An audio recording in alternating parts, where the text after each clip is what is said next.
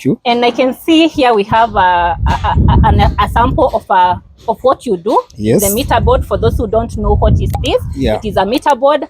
Actually, we are at the site where it is supposed to be installed. Yes, sure. And in on our channel, okay, our main purpose here it is to give information to our viewers.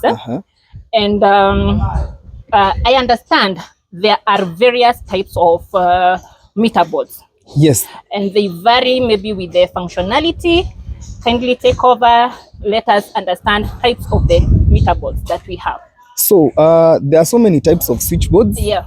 The switchboard, before we fabricate, we must have a need. Okay. So there must be a need first in order for you to have a switchboard. Yeah.